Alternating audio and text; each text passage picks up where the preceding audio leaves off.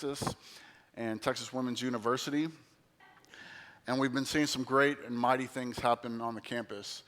A lot of times when we think about the university campus, we think of a place of, ooh, that's scary and gloom and doom, but God's Spirit is doing amazing things in what some places that people would call some of the darkest, but God has been bringing us salvations, baptisms every year, atheists getting saved, the first week of school last year.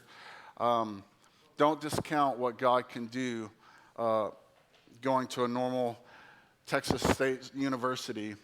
And just as a plug, if you know anyone who's coming up to Denton Way, we'd love to get connected with you. We're doing something this next school year called Campus Days. I know Sagu does something like that. We thought, how many people are going to a secular university might be coming up to Denton. It's not and it's only a 20-minute drive from here. We'd love to connect with you, show you around, give you a tour of the campus. We're doing one of those in the fall and the spring. So if you're a senior or a junior and you want to take a day off from school and come up and be a part of that, we'd love to get you connected and give you those dates. But like I said, we moved to the Hazlitt area about 2 years ago, and from day one, Pastor Scott, and the way that he does, just fearlessly welcomed us into his family and into the church family, and just cared for us in a way that we couldn't leave, if that makes sense. And the church has welcomed us and supported us from day one, and I really, really appreciate that. And I just want to say thank you to all of you who give generously to missions. Those dollars do equal lives saved. And so don't think it's just a dollar amount that you're giving on a weekly or monthly basis.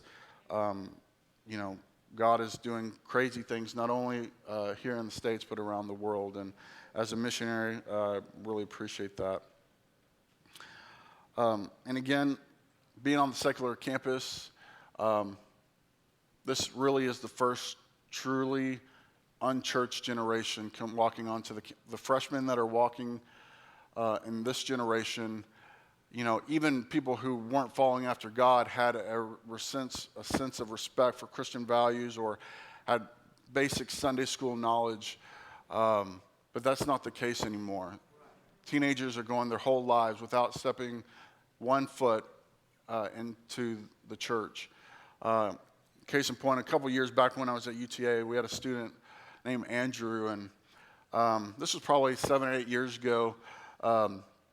Tornado came through South Arlington and actually hit my mother-in-law's house, and they have some acreage. It fell to about 20 of their live oak trees, and so I invited Andrew to come, and before we met him, he had just recently been saved, only had within the first few months read all the gospel. That was the extent of his Bible knowledge, and as good men discipleship goes, we grabbed some chainsaws and went and started cutting, chopping wood, and during one of our breaks, we were having a conversation. He was asking me a question, and I started telling him a story about King David, and he stopped me really quick and said, "Who's King David?" Sometimes we're ignorant of the things that we do know that other people don't know, and we kind of take it as just an understanding that everyone knows the same things that we do. And so I really appreciate this church's emphasis on biblical literacy, JBQ, and the discipleship that goes into our children and to our youth, really setting them up for a good foundation. So when you get to college and you have different worldviews and different things come at you, you can be prepared to stand on your faith in a way that's strong, and not only have that tested, but actually grow and mature even further if you get a part of a Christian community. So anyway, all that to say, thanks again. Last week, Pastor Scott talked about the idea of testimonies and how that can have a powerful impact in our lives, but in other people's lives. And I started thinking about that this last week as I was getting ready for this morning. And I thought to myself, what better testimonies can we have that when God fulfills promises in our life. When God gives us a clear dream or a vision, and we actually get to see those things come to fruition in our life, when we see them happen. This morning I want to take a look at one of my favorite persons in the Bible, and look at his life, look at his story, and that is found in the life of Joseph. Joseph was a dreamer. Joseph's story is a long one. If you wanted to read the whole thing, his story is captured throughout 13 chapters from Genesis 37 to Genesis 50. Luckily for you this morning, I'm not going to read all of that for you. But what I want to do this morning is take some vertical slices of his life. Kind of, if you've ever been to like Spaghetti Warehouse or Olive Garden, you get one of those like 15-layer or 21-layer lasagnas. And you take a big, thick slice of it, and you hold it up, and you can then see all the nuances of what went into that lasagna, the layers of noodles and cheese and pasta, or hopefully some good Italian sausage. I know we're getting close to lunch, and that doesn't mean I'm going to preach any shorter, but anyway. But I want to do that today and take some very focused vertical slices of Joseph's life and look at the nuances of his story, and that we see that throughout his story he grows and matures on not only how he handles his own dreams, but how he begins to handle the dreams of others. And this is one of the most important things that we can learn as young adults or young people. We all have dreams and ambitions. We all have aspirations. As young 20-somethings, we strive to plot our vision for our future. Where am I going to go to college? What am I going to major in? How much money can I make? Who am I going to get to marry me? How many kids am I going to have? The reality, being in campus ministry as long as I have, and knowing from my own personal story, there's so much that changes between 18 and 24. And so many of decisions that we make during that span of time affect our entire lives. And this is the time that we're beginning to dream, to look to the future, to figure out what am I going to do with my life. We begin to plot out our vision for our own futures. But then we are confronted with a dilemma. What do we do when God begins to speak to us? What is God's will for me? Am I sure that it was God's voice that was speaking that to me? Especially for those who, seniors, maybe had just graduated and you're just about to enter the workforce, or you're going to college, or maybe you're getting closer to graduation. We come to these checkpoints in our life, and we begin to feel the pressure to make decisions, to make choices, to try to make those dreams come to pass. So this morning I want to talk to us about learning how to steward our dreams well. And so for the first vertical slice this morning, I want to look at Genesis 37. We're going to go through a lot of scriptures, but they're going to be on the screen. You can pull out your phone or your Bible if you want to follow along. But our first glimpse of Joseph is as a 16, 17-year-old young man who is tending to his old brother's flocks. And so I want to read from Genesis 37, 5 through 11. And starting in verse 5, it says, "One night Joseph had a dream. And when he told his brothers about it, they hated him more than ever. 'Listen to this dream,' he said. 'We were out in the field, tying up bundles of grain. Suddenly my bundle stood up, and your bundles all gathered around and bowed low before mine.' His brothers responded, 'So you think you will be our king, do you? Do you actually think you will reign over us?' And they hated him all the more because of his dreams and the way he talked about them. Soon Joseph had another dream, and again he told his brothers about it. 'Listen, I've had another dream,' he said. 'The sun, moon, and 11 stars bowed low before me.' This time he told the dream to his father as well as to his brothers, but his father scolded him. 'What kind of dream is that?' he asked. 'Will your mother and I and your brothers actually come and bow to the ground before you?' But while his brothers were jealous of Joseph, his father wondered what the dreams meant." Here we see in young Joseph's early life, we see the immaturity of Joseph and how he dealt with his dreams. And he really commits his first vital mistake here in this passage. He goes off and starts blabbing about it to his brothers. And even after his brother's first bad response to his first dream, he is so clueless that when he has his second dream, he goes straight again to him again, and he not only tells his brothers, but now he goes to his father hoping that he will in some way accept him or validate this dream in his life. So in all these vertical slices, I want to take some time and list some and look at some principles that we can learn through all these vertical slices. And so for this first one, looking at Joseph's mistake, I think sometimes the wisest things that we can do when we receive a dream or a vision is to not tell anybody. And that seems kind of opposite of what we should do. But again, looking at verse 8, it says, "And his brothers hated him all the more because of his dreams and the way he talked about them." I love the text in Ecclesiastes 5:7. It says, "For when there are many dreams, there are many empty words." Have you ever worked for someone or been associated with someone that always came and started blabbing about all these future projects or these big dreams and hopes and aspirations, and time again, it was all just a bunch of empty words? Have you ever worked for somebody like that? And you hear another one and like, oh, here he goes again.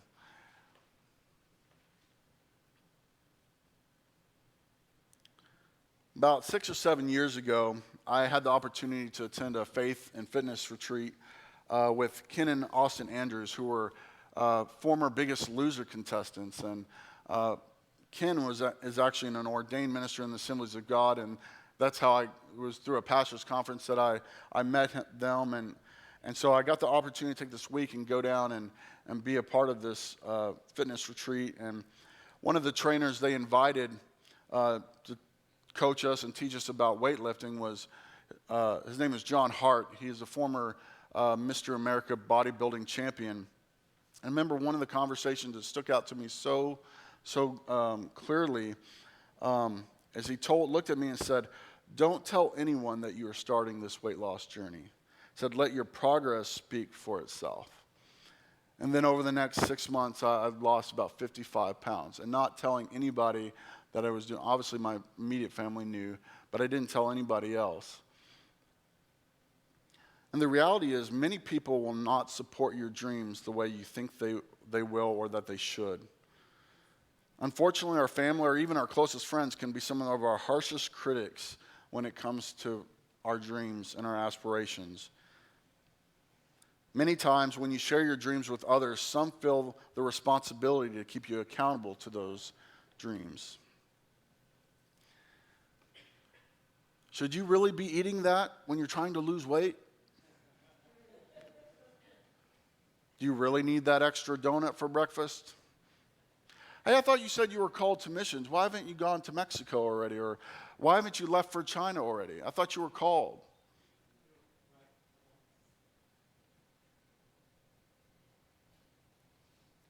Hear this. This is a powerful statement. You are not accountable to anyone but to God himself to be a faithful steward of the dreams and visions that he has given you. And it is very sad to say, but even some in our own Christian communities will fall victim to their own insecurities and become jealous when God begins to elevate you to new heights and bring new things into your life that they thought were reserved for themselves. I want to encourage you to refuse to become bitter when others treat you wrongly when it comes to your dreams. I think this is a question we should all ask ourselves. Are we quick to doubt and question other people's vision, dreams, and goals? Are we the first to become critical and maybe even a little jealous? Or do we become their champion?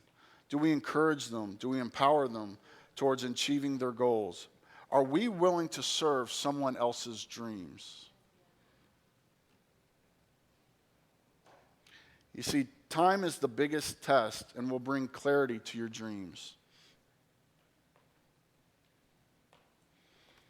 Even though we see that his father was initially kind of perplexed at the dream, we also see a glimpse of Jacob's wisdom. It says in verse 11 that his father wondered what the dreams might mean.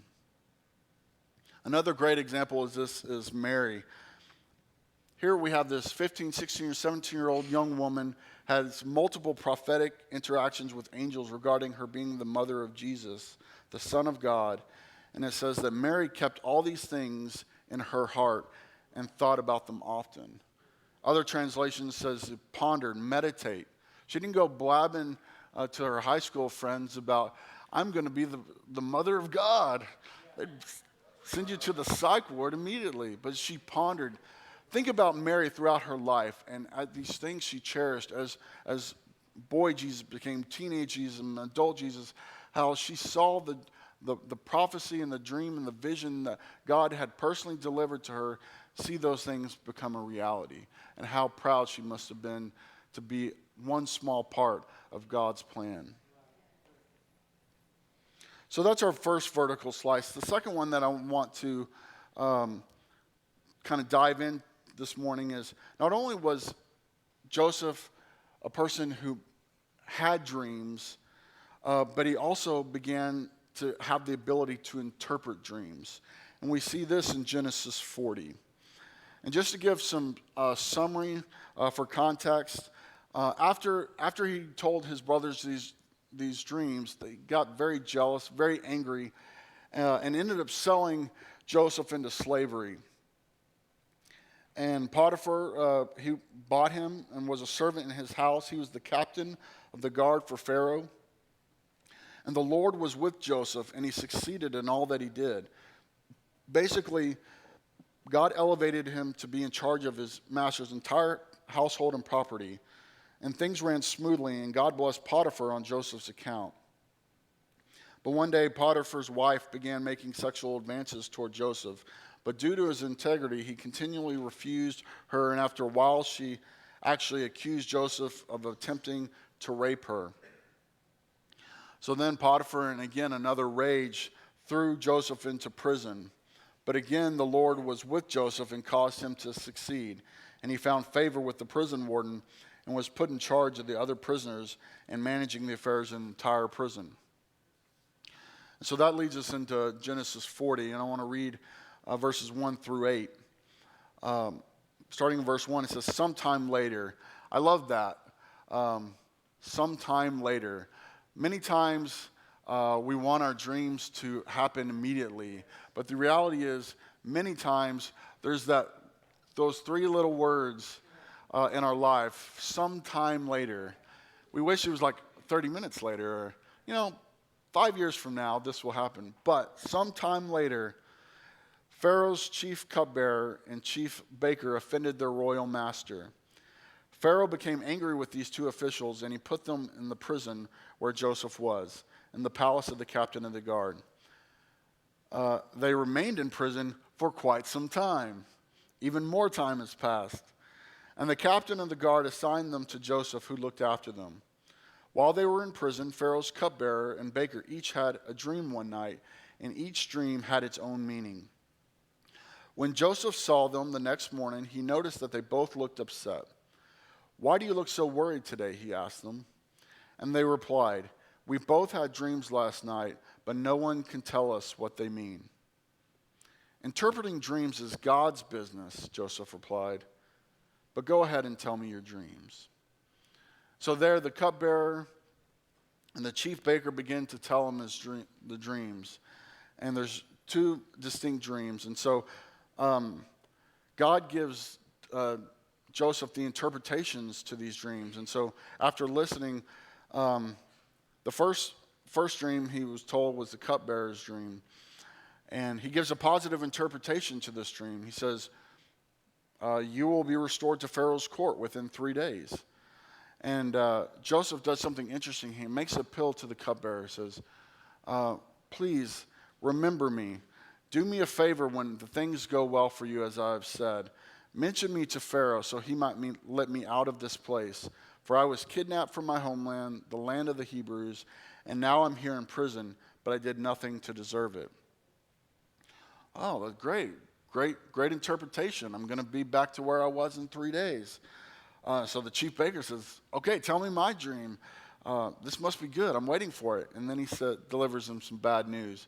And he gives a negative interpretation to the baker's dream, basically saying that in 3 days, you're going to be impaled on a stick and left for your bodies, for the birds to eat your flesh. And like the baker's like, wait a second, you gave this guy But here we see later on in Genesis 40, 20 through 23, he says, Pharaoh's birthday came 3 days later, and he prepared a banquet for all his officials and staff. He summoned his chief cupbearer and chief baker to join the other officials. He then restored the chief cupbearer to his former position so he could again hand Pharaoh his cup. But Pharaoh impaled the chief baker, just as Joseph had predicted when he interpreted his dream. Pharaoh's chief cupbearer, however, forgot all about Joseph, never giving him another thought. So taking a look at this vertical slice, when Joseph begins to start interpreting dreams, I want to look at a few principles from this as well.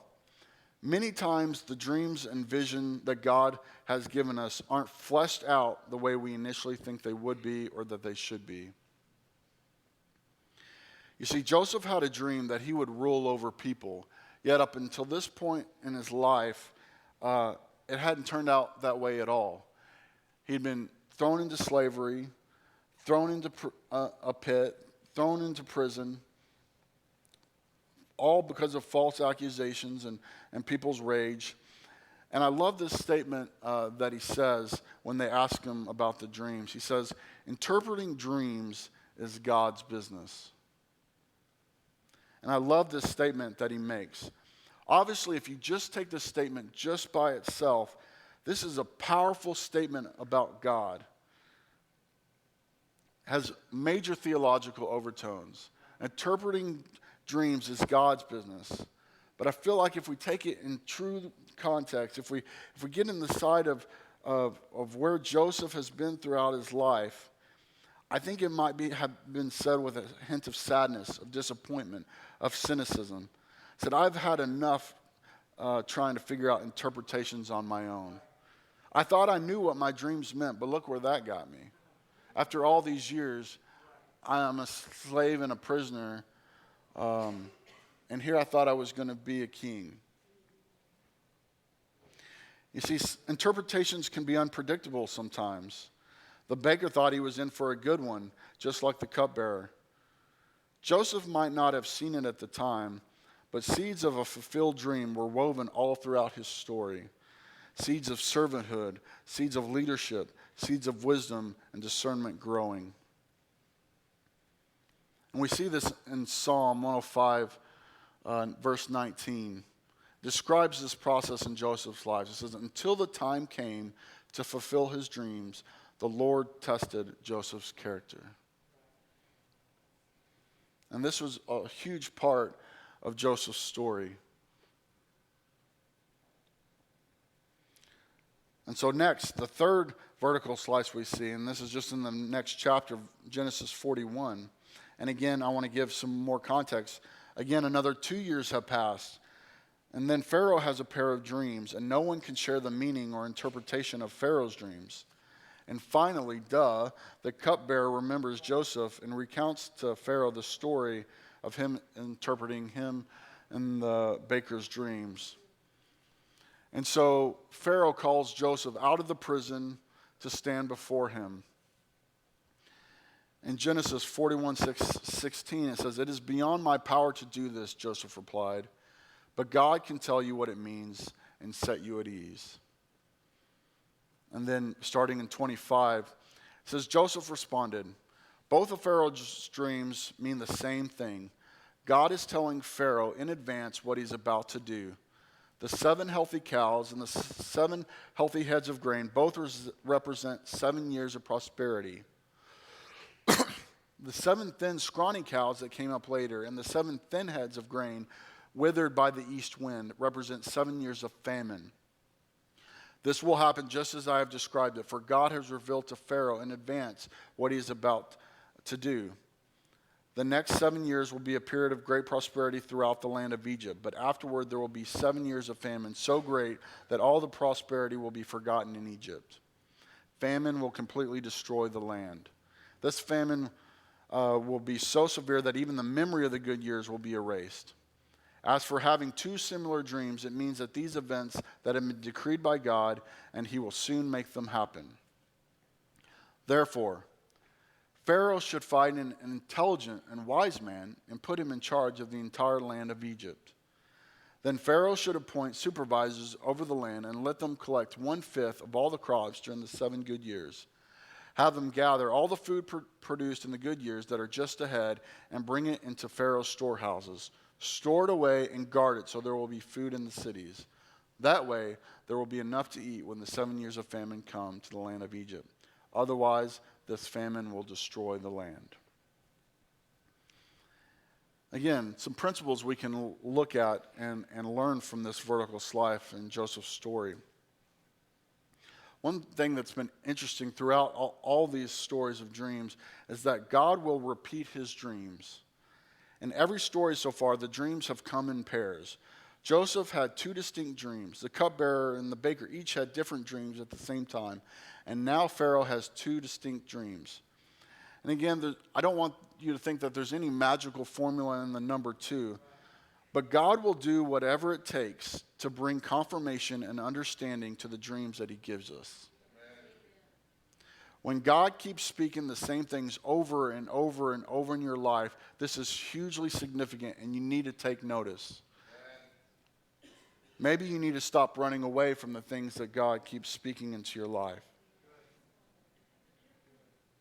And again, in this story, we see another shift in Joseph's wisdom. Not only is he having dreams, not only has he been given the ability to interpret dreams, but in this story, we see that he has been also given the divine application to the dream.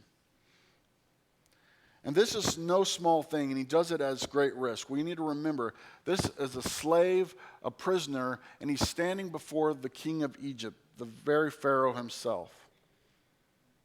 And not only does he interpret his dream, he says, okay, here's the application. This is what you need to do.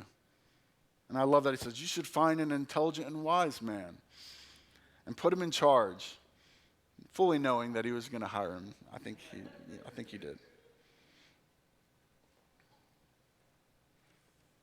Let me tell you a quick story. Many of you might not know this, but I've designed custom homes since I was in college. I got my degree in music business, but I started out in engineering, and I had taken some drafting courses, and Shauna's family at the time was doing custom residential homes. And so my brother-in-law taught me AutoCAD from scratch and basically started teaching me the business of how to design residential homes. And so up until we came to Hazlitt, we'd always lived in previously owned homes. And to be honest, I never really thought I would have the opportunity to design and build my own home. But as we came out here, we were gracious to find some land and said, okay, we're going to do this. And so Sean and I set about the task of designing our perfect dream house, which is no perfect dream house. But and so you go and you make this, if you've ever bought a home or seen it, you have these blueprints. There's 2D drawings of this 3D thing. And doing this as long as I have, most average people cannot look at a 2D drawing and see it in 3D space. But I can, because over the years I've done it for so long that I can visualize that. But it's one thing to draw out or design something on a piece of paper. It's another thing to make that 2D dream come into a 3D reality. To not only know the interpretation, what it will look like, but to bring application to that dream. In our case, we had to draw up plans, submit them to official drawings to the city for permitting, to hire subcontractors, to choose which materials we wanted to use. To be honest, building a house was probably the hardest things I've ever done. My wife and I are not home builders, but we kind of became home builders. But the point I want to make is that application comes with a lot of freedom and flexibility, and with that, a lot of trust from the master. If you go into any, subdivision, you might see 5 or 6 houses with pretty much the same floor plan, but the outside looks different, or this person might have added a media room or added a few extra bathrooms or whatever. Just because you have the same plan, the application of that could look very different depending on who's leading that application. And so there's a lot of freedom and flexibility to do that. And in this case, a lot of trust from the master. And it was really interesting. I'll come back to that. So in this story here, Joseph develops a plan, and Pharaoh hires him to execute this vision. He saves up to 20% of all the crops. That was an arbitrary number. He could have saved 25% of all the crops. But that's the plan that Joseph was given. When the famine hits, Joseph was the one who set the prices that he charged everybody for the grain and the wheat and the crops. In fact, it was Joseph who decided, who once acquiring all the known currency, then decided to take ownership of all the livestock. So he started bartering people's livestock for the grain. And then eventually, after all the livestock had run out, he was the one who purchased the land away from the citizens of Egypt and basically made Egypt this powerful nation. To this conglomerate, he had all the wealth, all the animals, all the crops, all because of Joseph's plan. And then we see Joseph's dreams become a reality. You know, it's interesting. After we built our house, I had a friend of mine come up to me and say, were there any surprises on how the house turned out? And I said, no, because I'm the designer. I knew everything that, like I said, I knew what the rooms were going to look like. I knew what the elevations of the house will look like. Why? Because I was the one who dreamt it up. People who have done this a while, who are designers, know what the design is going to look like. Many times, we're like the person who looks at a 2D drawing and doesn't have any clue what it's going to take. But God is the ultimate creator. God is the ultimate dreamer. Many times, we think we know. We look at something. Many times when somebody wants to build a house, I say, go to a model home and walk around in the space. Because until you've walked the walk, you're not really going to know what the experience is going to be like. You're not going to know what a 12 by 14 room is going to be like versus a 20 by 15 room is going to. You have to be in it, you know.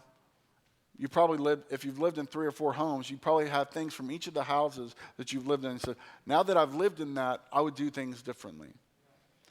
And that's what it is when God makes your dreams become a reality. In our last vertical slice, we see that. We see Joseph's dreams become a reality in Genesis 45. Basically, again, for context, the famine has 7 years of prosperity, 7 years of famine has happened just like he said. And back at the homeland, the brothers and Jacob, his father, are feeling it just like everybody else. And he says, take the brothers and go and buy some go buy us some stuff. And this is where the brothers encounter Joseph again later, this many years down the road. In Genesis 45, 5 through 8, Joseph is speaking to his brothers here. He says, but don't be upset, and don't be angry with yourselves for selling me to this place. It was God who sent me here ahead of you to preserve your lives. This famine that has ravaged the land for 2 years will last 5 more years, and there will be neither plowing nor harvesting. God has sent me ahead of you to keep you and your families alive and to preserve many survivors. So it was God who sent me here and not you. He is the one who has made me an advisor to Pharaoh, the manager of his entire palace and the governor of all of Egypt. As we close, I want to invite Shelby to come and the band. As we look at this few last principles, here that we can discover about our dreams and when they become reality. I think our perspective changes when we see the long-term result of God's dream for our life. When Joseph was younger, he got caught up in the fact that he was going to be put in a place of prestige and a position of power. Now, after all that he had been required to endure, after all these years of suffering, of being thrown in a pit, becoming a slave, being thrown into prison, many people not looking out for him, except for God himself. After all of that, and seeing that, yes, the dream that I had when I was a teenager, finally, as an old man, has come to happen. But it's at this point that he realizes that his dream really didn't have anything to do with him, but what God wanted to do through him, the salvation of many people. When we are young, we tend to have an I-centric view instead of a God-centric view of our dreams. God, what is your will for my life? God, what do you have in store for me? God, why isn't this working out for me? But as we get older and we see these things and see God begin to work in our lives, we see that our dreams can be fulfilled when we serve other people's dreams. Joseph's dreams only became a reality because he served faithfully those whose authority he was placed under, and he wisely interpreted and brought application to their dreams first. Let me encourage you this morning, don't get tunnel vision on your dream. Look around, look up, and serve those around you. Looking at the building across the way, I'm sure this wasn't a 2-year dream or a 6-month dream. This has probably been something y'all have been envisioning to see the impact of what this building could make for the 18 years since y'all planted this church. Almost a generations of time has passed since y'all began this calling to plant in this area. And I'm sure with all things and all dreams, there's ups and downs. And times we probably question, God, did I make the right decision here? God, is it maybe time for somebody else to take up this mantle ahead of me? But God keeps saying, no, stay here. Keep doing what you're doing. And I believe the dreams that y'all have had are going to be realized, and probably even greater things than y'all even have dreamed or expected. And I pray that over our church and over this season. But the reality is, it's not just their dream. It's the church's dream. It's God's dream. And we have to, sometimes we can be so focused on what is my job to do, or what is my special role to play, instead of just saying, God, I'm willing and available. How can I serve? And many times God will make the things that he has put in your heart become a reality because you've served someone else. I've been in ministry for 15 years. Except for 2 years I interim led at UTA. I've been serving under other men and helping their dreams come to pass.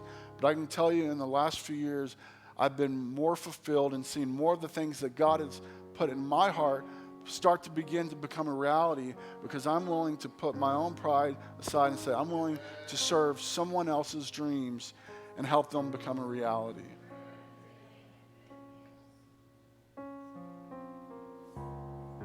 We need to think about the long-term implications of our choices and our decisions, not about what is the most convenient for me right here in this moment. How can my dreams be used for God's greater plan to expand the kingdom?